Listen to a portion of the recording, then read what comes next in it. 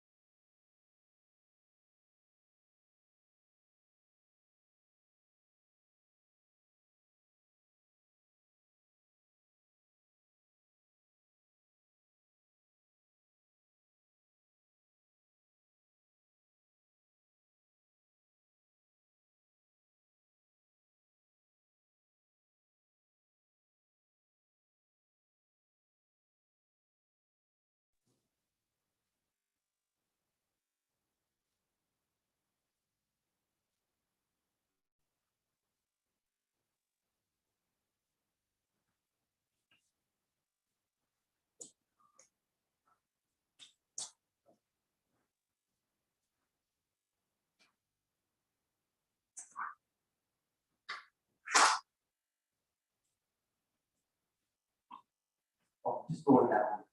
Yeah, go around.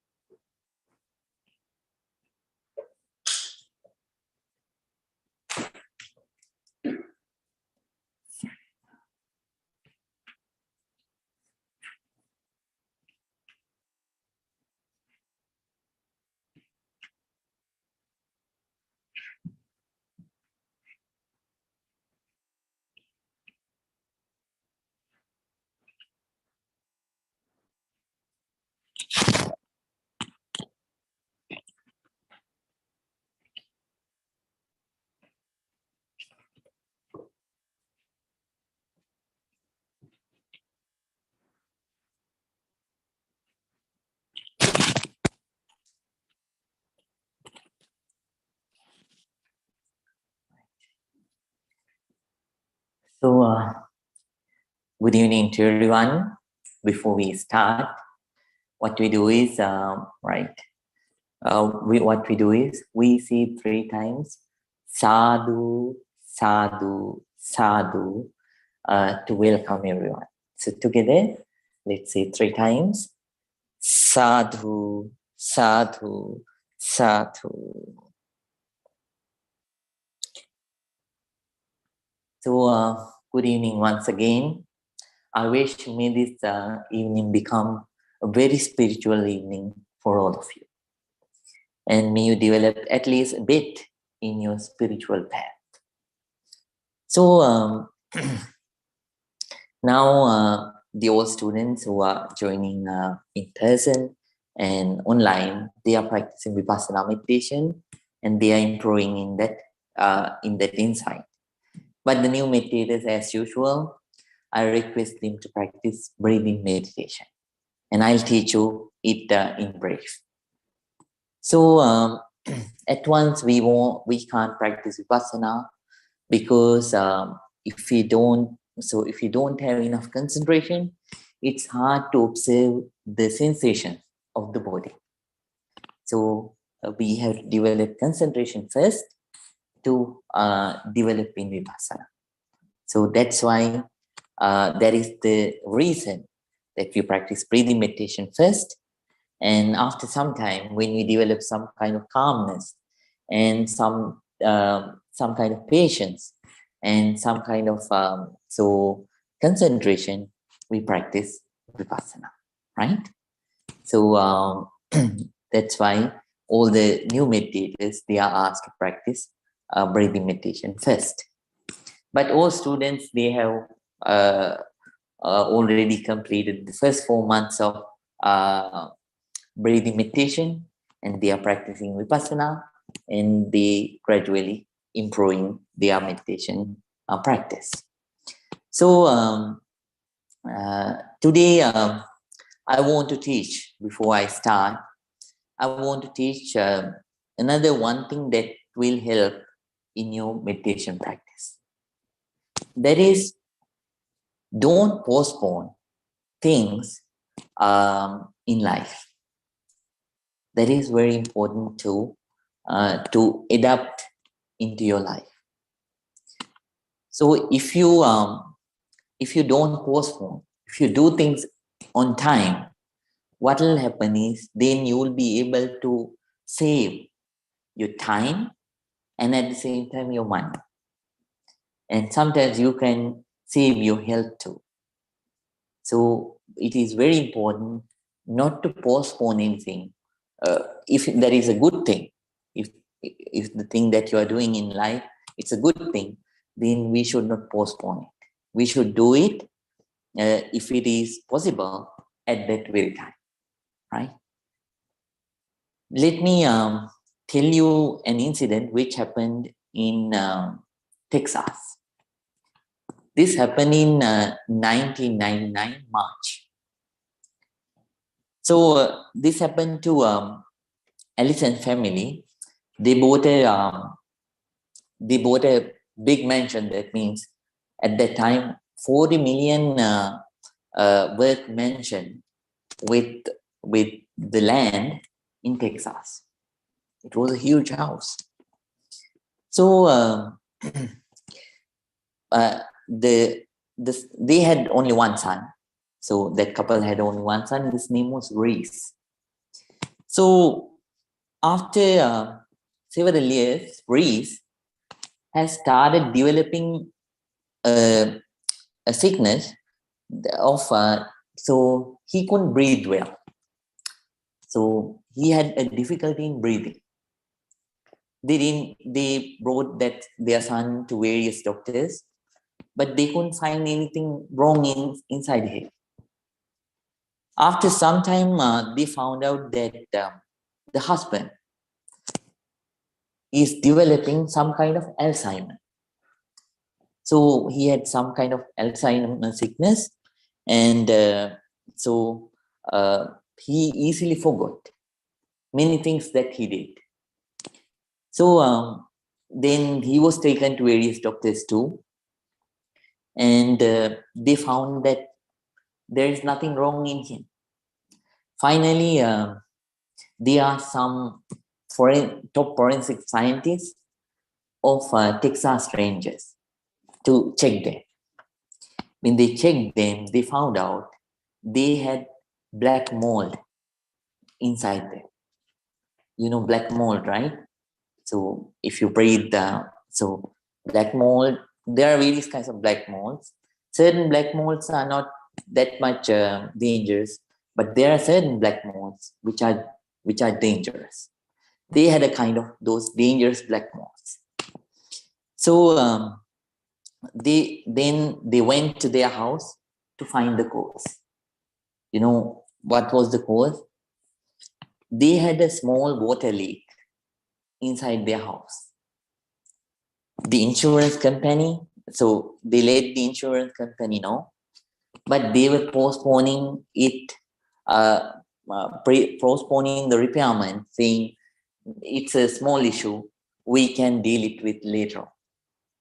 So it was a small dipping, but it was at a place where you cannot reach easily. So then what happened?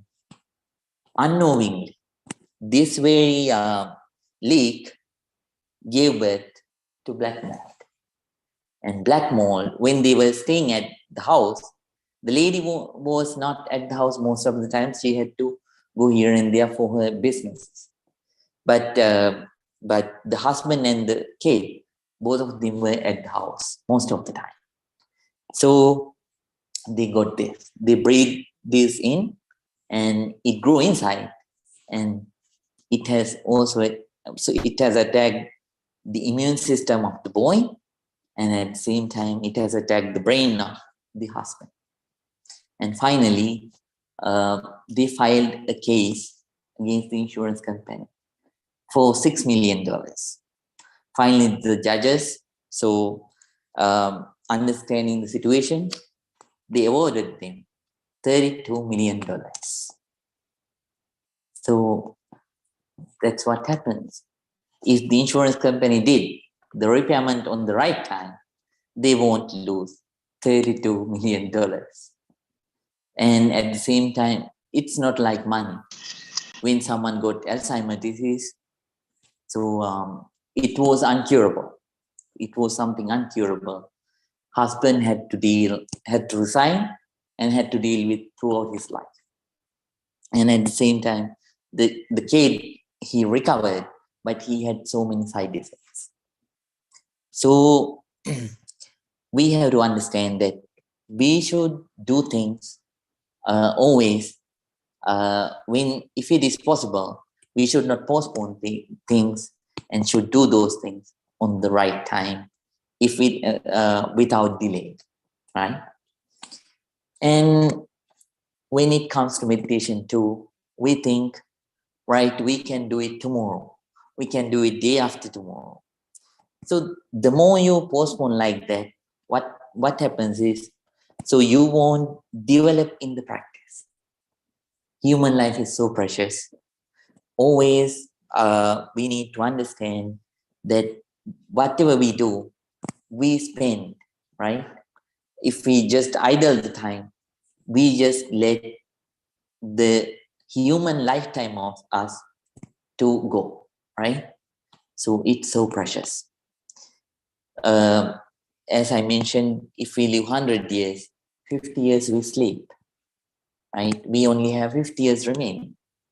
And among the remaining 50 years too, if you take out the young age and the old age, you have only 20 years to live. During that time too, you have to study, you have to do a job, and you have to dedicate so many time for so many other things. So to spiritually develop, to develop inner peace and calmness, which are the most important things in life. So if you give lesser time, so you won't have a happy life, contented life. So to develop that, please act wisely and invest time and practice well, right? And don't postpone things in life. If not, if you postpone, then sometimes you don't know. You have to dedicate more time on that thing later on when it comes to do that, right? Then you have to spend it from your precious remaining human life. So work hard, take out as much as time possible to practice, and practice ardently. And I wish that may you develop more and more steadily, and may you develop more peace and more happiness within, real peace and real happiness. And finally, may you attain the ultimate bliss of Nibbana. So please practice very ardently, very ardently. So with that reminder, I would like to start. So if you are a new meditator, please practice breathing meditation. What you have to do is, please pay your entire attention to your breath. When the breath is coming in, be fully aware. When the breath is going out, be fully aware. If it is long, if it is short, if it is gross, if it is soft, let it be so. Just observe. Keep calm and develop calmness, develop patience, and develop inner peace by observing the current situation of the breath, right? Being aware about the current breath. Vipassana meditators, they are asked to observe. So 2 weeks ago, I told you to observe both the legs too. So please start observing the parts of your legs too. So you will start at the top, observing the sensations on the top of your head. And then after that, you will observe the whole head area, face it, neck area, right hand, then left hand, sensations on the middle front portion of your body, and then back portion of your body, back area. And then after that, so right leg part by part to the tips of the toes.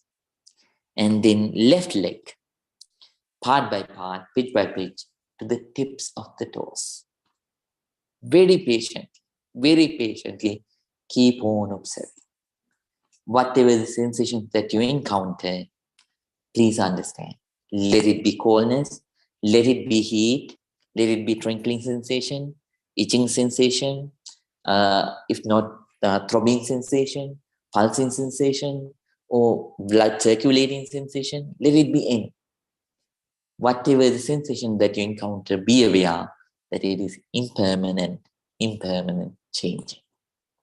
The sensation changes, another will arise.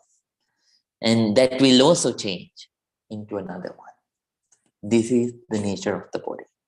There is no any eternal life to cling as I, my. No use of developing limitless craving towards things. So please understand the nature of impermanence within and nature of no I within. The reality which is not Buddhist, Hindu, Christian, Muslim, atheist, agnostic, or nothing. So it is what it is. So just observe and understand that nature within. And let your negativities go away, your anger, your hatred, your ill will, and all other kinds of negativities. Those things will go away whenever you start to observe and realize those natures within. So very ardently, persistently, with a very strong courage. Now everyone, keep your back straight, neck straight, head straight. Please keep your right palm on your left palm. And now please close your eyes and relax. At first, I'm going to pay our gratitude and respect to the Buddha by reciting 3 short stanzas. Then after that, we are going to start today's silent meditation. Namo tassa bhagavato arahato samma sambuddhassa. Namo tassa bhagavato arahato samma sambuddhassa. Namo tassa bhagavato arahato samma sambuddhassa. Itimeso bhagava arahang samma sambuddho Vijjacharana sampanno sugato lokamido Anuttaro purisa dhammasarati Satta deva manussanam Buddho bhagavati Swakato bhagavata dhammo Sangdittiko akaliko Ehi passiko opanaiko Machatang meditammo vinyohite Supatipanno bhagavato savaka sangho Unyupatipanno bhagavato savaka sangho Nyaya patimanno bhagavato savaka sangho Samici patipanno bhagavato savaka sangho Yatinang chattani purisa yogani ate purisa pungala esa bhagavato savaka sangho ahuneyo pahuneyo nakineyo anjali karaniyo anutterang punyaketang lokasati.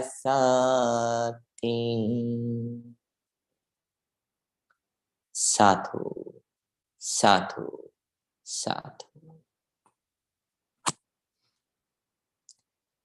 With a very calm mind, with a very quiet mind, with a very alert, very attentive mind, balanced and equanimous mind, with a patient mind. Everyone, please start your meditation. If you are a newcomer, please practice breathing meditation. If you are an old student, please practice Vipassana meditation. Today this is the fourth step.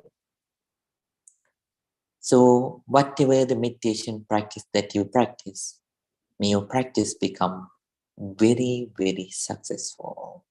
Very, very successful. Work very ardently for your own benefit, for your own goodness.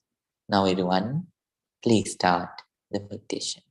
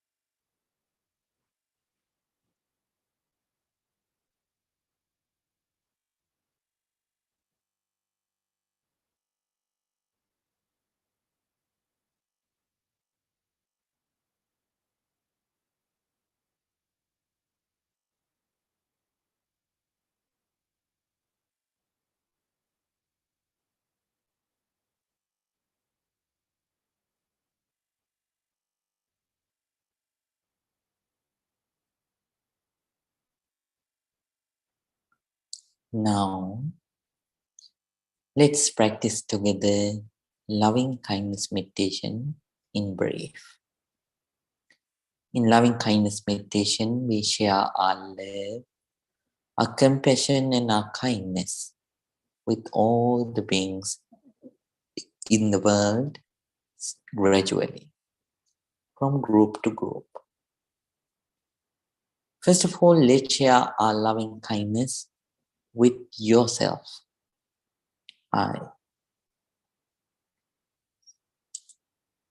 Please spread loving kindness towards yourself. May I be well. May I be happy. May I be peaceful. Very peaceful. Spread loving kindness towards yourself.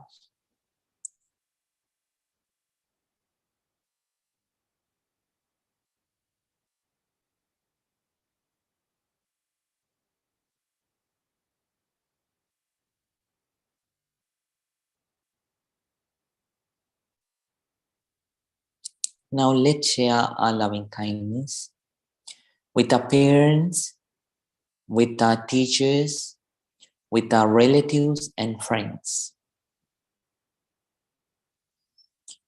May my mother and father, my teachers and friends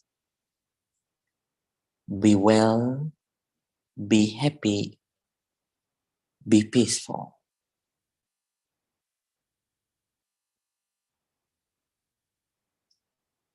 May my mother, may my father, my teachers, relatives and friends be well, be happy, be peaceful. Spread loving kindness towards them.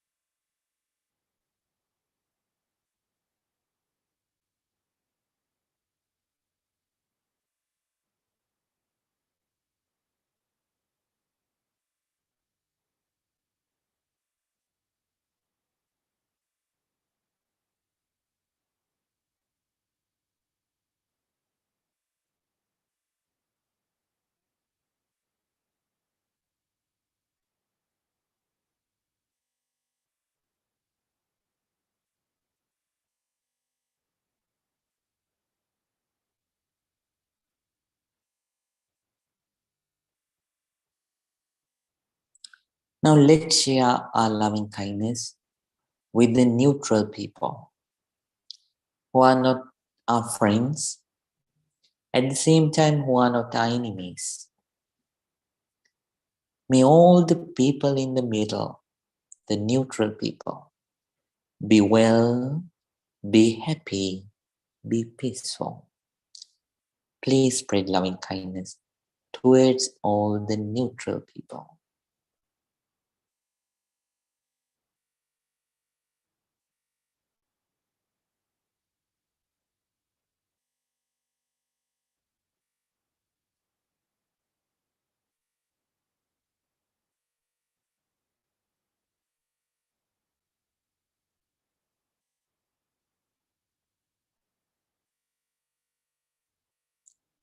Now let's spread our loving kindness towards our enemies.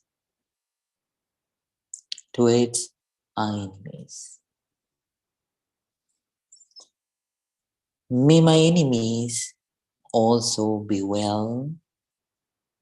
May my enemies also be happy. May my enemies also be peaceful. Very peaceful.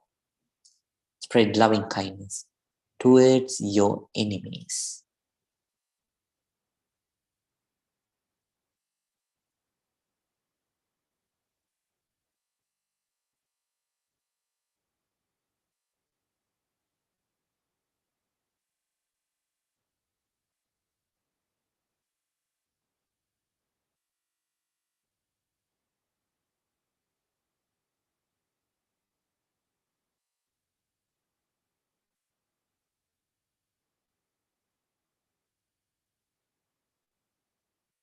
Now let's spread our loving kindness towards all the beings in the world. Let them be beautiful or not beautiful. Let them be capable or incapable. Let them be powerful or not powerful. Whatever the differences they do have, regardless of all the differences, you share equally your loving kindness with all the beings in the world. May all beings be well. May all beings be happy. May all beings be peaceful, very peaceful.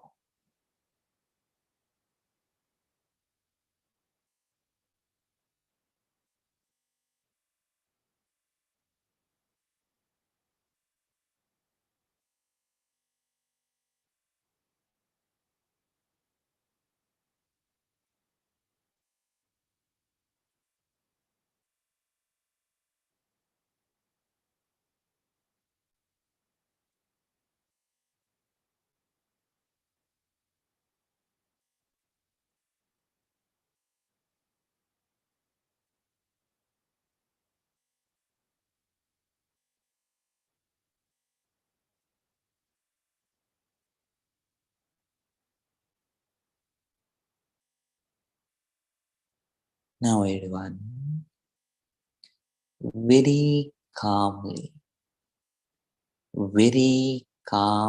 please open your eyes.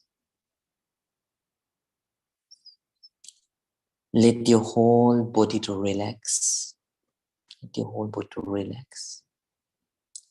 Take a deep breath. Let it go.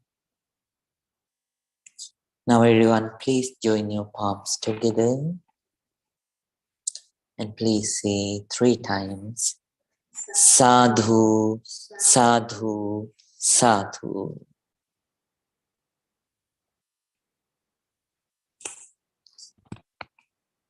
Dear Dhamma friends, so I'm so glad that you are improving. If your tree is meditation, then what you are doing is you are providing the nutrition. To grow a tree, it needs fertilizer. By practicing, you give. It needs the sunlight. It needs water. So by that way, the tree grows. Just like that, when you engage in meditation, when you practice, what you are doing is you are growing the tree of your Vipassana. Actually, it is going to give you great fruits of real peace and real happiness. But the most important thing is persistence. Very ardently, with a strong determination, we have to practice. Understanding the technique properly, then you'll improve and reach the final goal. As I always mention, there are 3 kinds of courages that we need to develop. First courage is the courage to start. Second courage is the courage to continue. Third courage is the courage that lasts until you reach the final goal. So develop those 3 courages inside you and practice ardently. And finally, try to enjoy the fruits of real peace and real happiness within. First of all, you lead those yourself, and then you will serve the other people with the same, right? So please practice very ardently. So I was teaching you about the 8 Noble Path. So then just joined today. But I was discussing to all the other meditators the Eight Noble Paths. So when we realize the nature of impermanence, when we understand that everything is changing continuously, and everything is not under your control. So this whole body from top to bottom, bottom to top, all the atoms, they are in a process of changing. And there is nothing that you can call as I, my, mine. So there is no any I which lasts forever. So we are a being who continue. So the being who is here, that being was not in the last moment. So that person was totally changed when it comes to this moment. So this whole atomic structure, when it goes to the next moment, you can't experience the very same being in the next moment.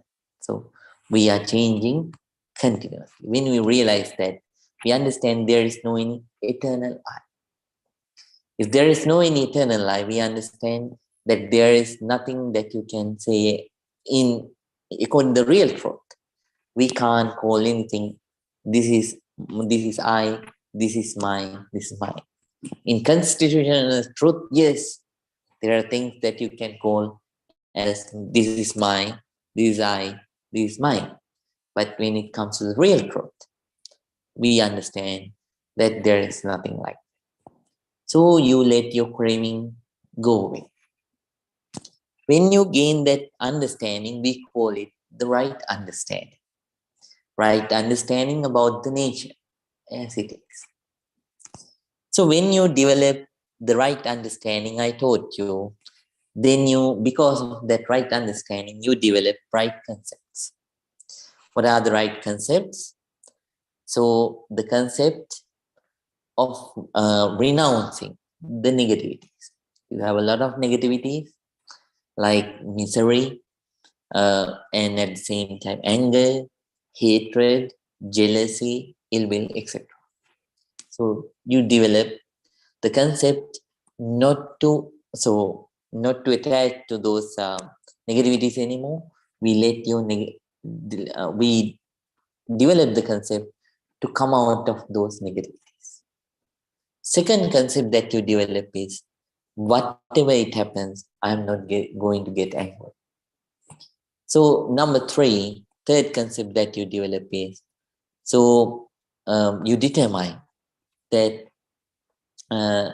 so whatever it happens, I'm not going to harm the other people. So these are the three concepts that you develop with. So then because of those concepts, those three concepts, you develop right speech. Harmless, nice, right speech. You avoid 4 kinds of speeches. And I told you, you develop 4 kinds of speeches. You stop lying, abusive speech, separative speech, that means the speech that can divide people, and then after that, gossips. Instead, you develop 4 kinds of good speeches. What are they? So you tell the truth, but before that, I told you there are 5 measurements that you need to check, because all the time we should not tell the truth. There are times that we need to keep silent if it is not the right time, right? And if it is not 100% sure, then so there are such kind of 5 things that we need to consider when we tell the truth too. And then I told you, so you determine that you practice in the right speech, you tell the truth, and at the same time you start practicing the speech that can unite people, not separate people, and you start to practice nice speech, and then useful speech, which can be useful and harmless towards the other people. And then because of the right concepts, second thing that you develop is right actions. So Because of right understanding, you develop right concepts. Because of right concepts, you develop right speech. And with the right speech, you practice right actions. I taught you what are the right actions: not killing, not stealing, not practicing adultery, sexual misconduct. And then, because of right concepts, you start to practice another thing. So it happens within gradually, but at the beginning, you have to do it intention. But gradually, when you develop in the path, what happens is you become solidified in this nature. So you start to practice right livelihood too.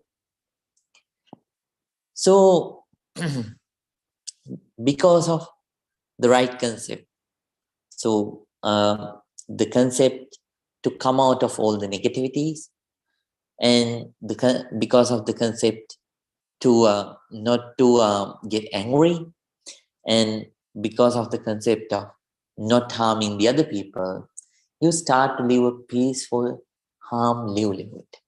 It is called as right livelihood. So you start avoiding the wrong kinds of occupations that can harm the others.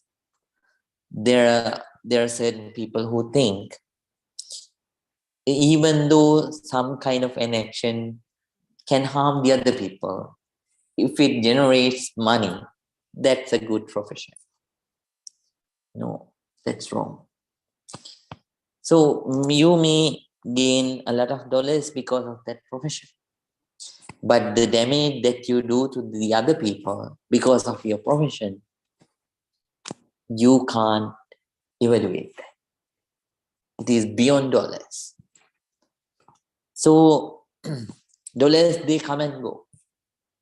But because of your occupation, if you harm the other people, then it's not right.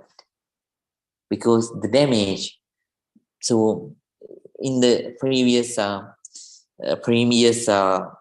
story too, incident that I described, so they gave $32 million, right, as a compensation, but they can't give back the memory loss, right, the normal memory of that person back. Can you evaluate that with $32 million? No. So it's a big part of his life. You can't evaluate it with even billions and trillions of dollars. So this the meditator who develops in Vipassana practice determines not to practice wrong means of occupations that can generate fun. Buddha described once 5 kinds of such occupations. Number 1, satta vanijja.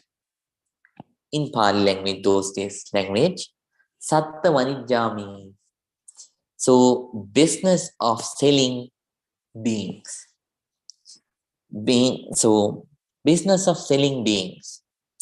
So beings can be sold by the other people for flesh and for slavery, and for flesh, for slavery, and for prostitution. So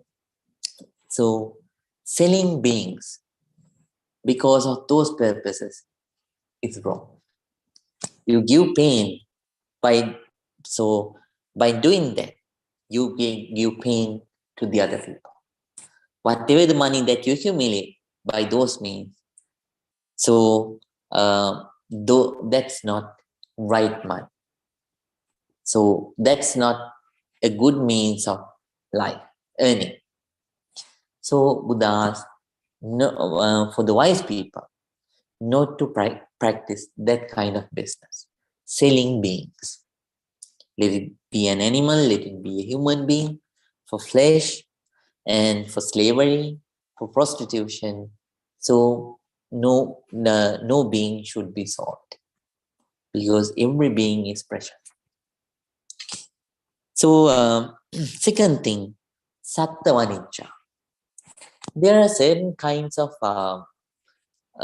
instruments, weapons that we can sell.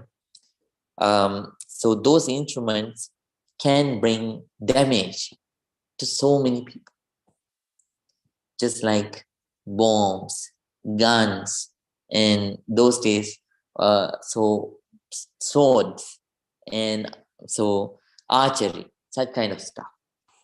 So if so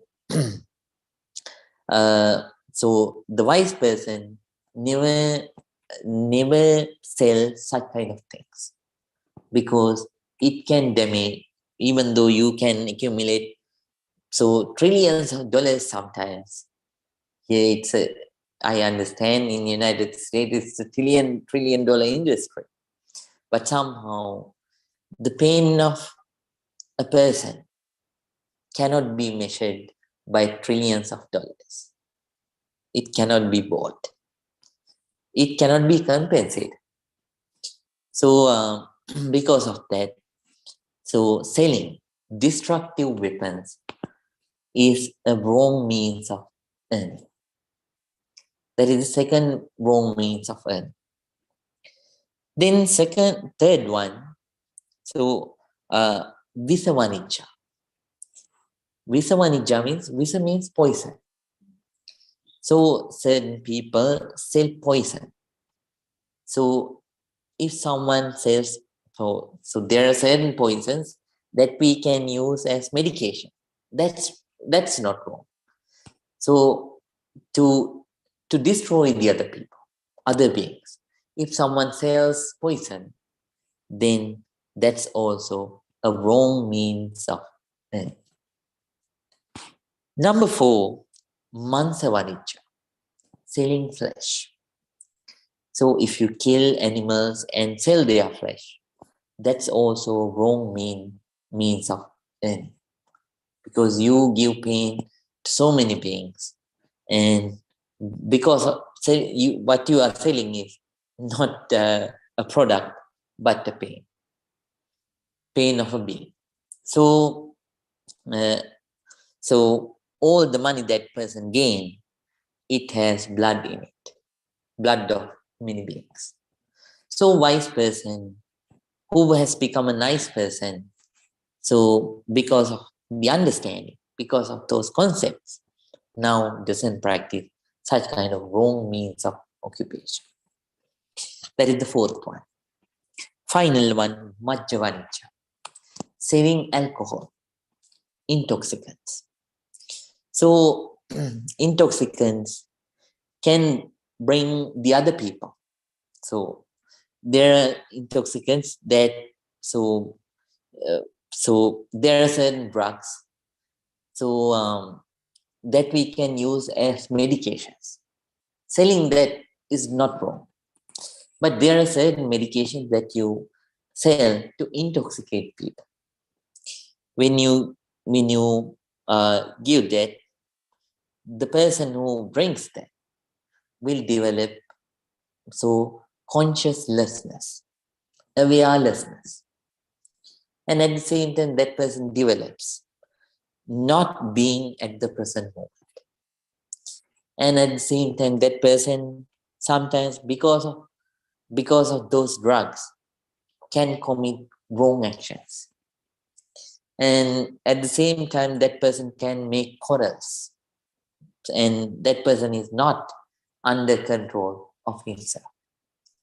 So because of those disadvantages that a being can gain, selling such kind of wrong drugs, that means intoxicants, that's wrong. So these are the 5 kinds of wrong occupations that we should not practice. At the same time, any occupation that can bring harm on the other people is wrong.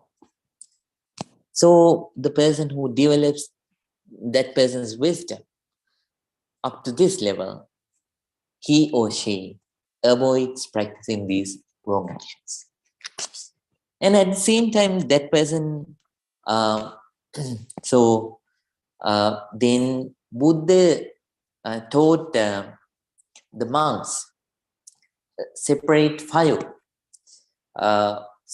ways of avoiding wrong livelihood. I want to teach you them in brief, even though they are not related to you, because sometimes in your daily life too, you might meet these kinds of people. Number 1, we should not earn anything. Earn anything means, so we should not earn any food. So monks don't do the lay people's occupations, right? But still, people. For the monks to practice their spiritual practice, to help them, they donate. They donate food. They donate, so not those clothes, so robes, and they donate medication, and at the same time they donate these kinds of buildings to stay, right? So they donate those things. Those things we should not accept because of these wrong ways. Number 1, kuhana. Kuhana means, so I'm not going to translate this one, so because it has a deeper meaning. So I will describe the nature. So there are certain people, spiritual people, who can talk about them, right? Talk about them exaggerating. So you praise about yourself. If you gain anything by exaggerating yourself, for a spiritual person, that's wrong. So you say, I have this quality, I have this much concentration, I have it in the enlightenment, and so I'm a great monk. If someone says like that, that's wrong. If someone, because of that quality, if someone brings something and give you, you should not accept. And you should not say that, and at the same time, you should not praise yourself, and you should not praise your qualities. And if someone gives something because of that, if you accept, that's wrong too. And that is the nature. And at least if you pretend that you are a great monk or something like that, that's wrong too, to gain things. So intentional. So this is kuhana. So we should not gain anything from the other people by practicing this. If we do, that's a big black mark for a spiritual practitioner, monk. Lapana. So lapana means deceiving nature. That means some people bring things and you want to show that you don't like a lot of things. So by that way, you want to show the other people that the other people might think that you are a very very simple person. So that person becomes so happy and gives something bigger in return, right? So you say, oh, I don't like this much things, that much things, so I don't use those things. Saying so, if someone brings something, if you refuses with that intention, not because of mere simplicity, but to show the simplicity, and with the intention to gain something big in return, that's also wrong. There are lay people also who behave like that, right? So and at the same time, if you praise about yourself in different ways, right? So so if we say, if someone wears this kind of a robe, that's a great one, right? So if someone has this kind of a ball, that person is a great monk, right? Then so like that, to praise yourself, right? And gain deceive the other people and gain the other people's stuff, if you say so, that spiritual person is also a wrong person. And at the same time, so fourth one is so nippesikata. Nippesikata means gaining things indirectly insulting the other people. So then someone cannot afford something. So if you need, but this monk or the nun or the spiritual person wants to gain it somehow. So that person says, so we should not be a greedy person, right? So if you so don't be greedy. So so saying like that, so you indirectly insult that person. So if not, some monks might say, this person is not not giver. This person this person gives the word that I don't have. So this person says all the time, I don't have. At least this person gives this sentence. So he is a giver. He gives that sentence all the time. So when you say like that, those people feel ashamed and they give. So practicing and receiving things by that way is also a black mark for a spiritual person. And so if not, some people say, oh, are you collecting stuff to take after the death? So just give. So if someone says like that, with the intention to gain stuff, so true, we should not collect and too much, should not be too greedy. But this person says that to gain things, gain profits. So if someone says so, that's a big black mark and wrong livelihood for a monk or a nun or for a spiritual person. And then labina laba nijiginsita.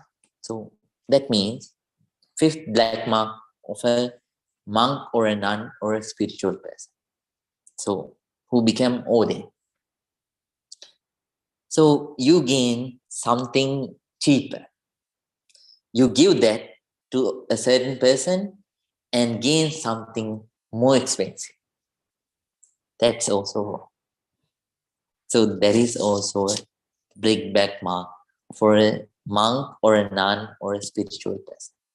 That's also a wrong livelihood for a monk or a nun. So these are the wrong kinds of livings. So these are the ways of practicing right livelihood. So we should not practice any occupation that can harm the other people. Instead, we always should practice some kind of an occupation that can help the other people, that can bring peace to the other people, solace to the other people, comfort to the other people, that can empower the other people's lives. Whenever do you do a job, enjoy each and every second. Whatever the time that you invest it with loving kindness. Think, may at least one person be relieved because of my work. With those thoughts, please do your occupation. Then you will fall. I assure, later on, if you could bind the concept well with your work, you will not feel tired during your work. At the beginning, it's hard, but when you get used to it, you'll be able to do your work easily, right? So now Please understand. But because of right understanding, we develop right concepts. Because of right concepts, you practice right speech, then right actions, and now right livelihood. It happens. It happens when you develop in the practice, but at the beginning, you have to intentionally start. But gradually, when you develop with the understand, what happens is you develop these qualities yourself. Because when your wisdom grows and grows and grows, you realize. The wise always realizes and practices. So start to live in this manner, so that that person's growing peace and happiness stays. That's why that person does like that.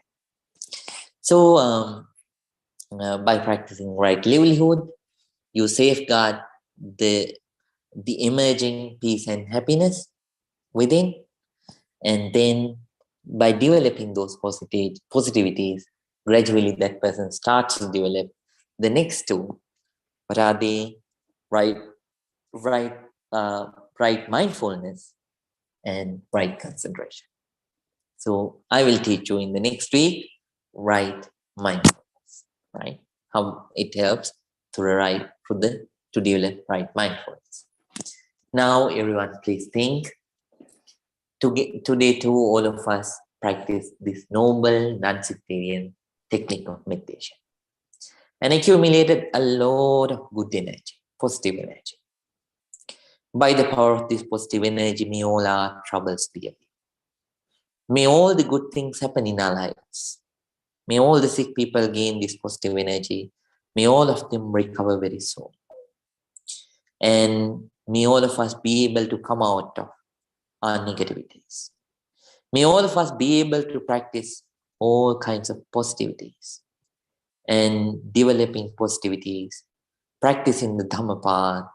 May all of us attain the final stage, the pure stage of real peace, real happiness, purification of mind, Nibbana.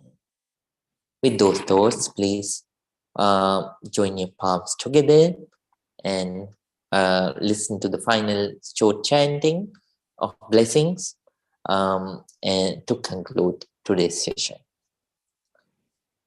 Abhivadana silise nichang baddha pachayino chattaro dhamma vaddhanti ayuvang sukhang balang ayurarogya sampatti sangha sampatti me vache ato nibbana sampatti iminati samijjato. Please say 3 times together. Sadhu, sadhu, sadhu. Sadhu.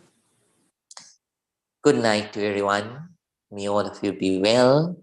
May all of you be happy. May all of you be very peaceful. Good night to everyone. See you in the next week. Good night, Bhante. Thank you. Thank you, Bante.